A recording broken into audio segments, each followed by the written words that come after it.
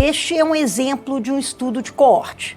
Conforme eu falei na aula, o desenho do estudo de coorte é partir de um grupo de indivíduos semelhantes e acompanhar esses indivíduos ao longo do tempo para verificar quais foram os desfechos, quer dizer, o que aconteceu com esses indivíduos. Então, no caso, essa nossa coorte foi de crianças que tinham uma anomalia dos rins e do trato urinário chamada válvula de uretra posterior. O que é a válvula de uretra posterior? É uma membrana que acontece na uretra prostática e impede o fluxo urinário normal.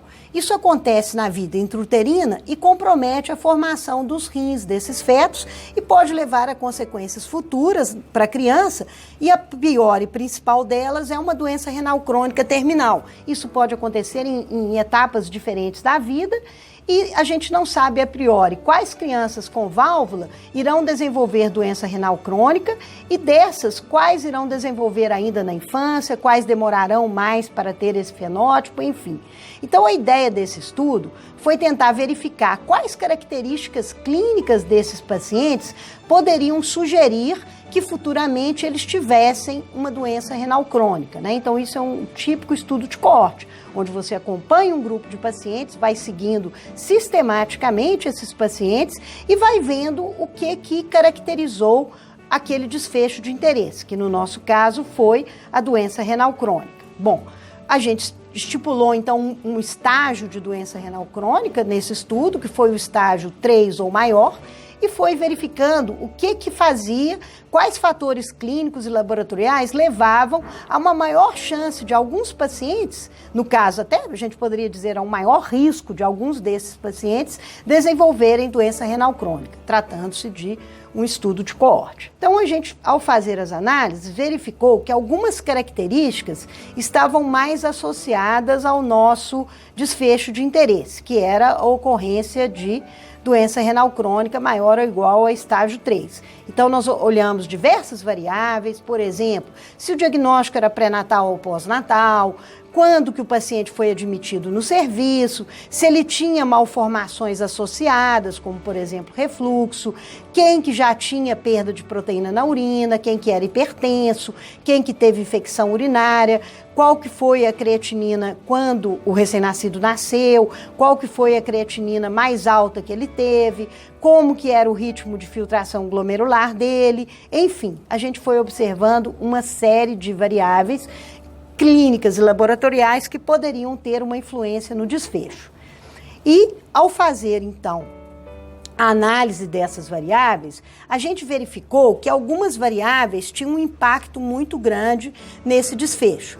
Então, por exemplo, os pacientes que tinham malformações associadas bilateralmente, eles evoluíam mais rápido para doença renal crônica. Então, por exemplo, a gente tinha paciente com válvula que só tinha válvula, e tinha paciente com válvula que, além de ter a válvula, tinham também um refluxo dos dois lados. Esses pacientes evoluíam pior do que os que só tinham válvula.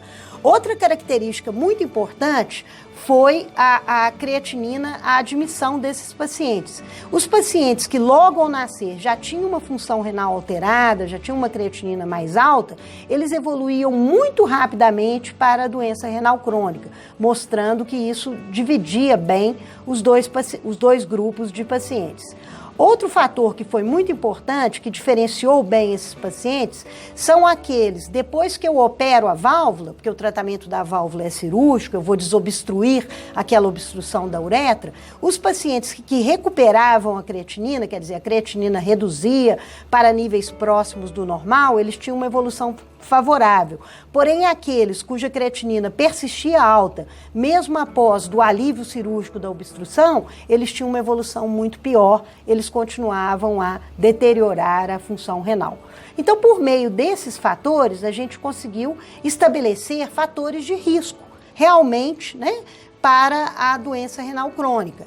Então, os fatores de risco foram a creatinina logo ao nascer, o maior valor de creatinina, um fator de risco, e a presença de proteinúria logo nas primeiras consultas também seria um outro fator de risco. Então, isso permitindo a gente estabelecer quais que seriam os fatores de risco relacionados à ocorrência do meu desfecho, que foi a doença renal crônica estágio 3 ou superior. Bem, pessoal, dessa forma fica claro que o estudo de corte permite conclusões bastante robustas no sentido de estabelecer fatores de risco, de que esses fatores de risco têm um peso grande na medida que os pacientes são seguidos por meio de um protocolo rigoroso, você consegue detectar os fatores de risco no momento da ocorrência.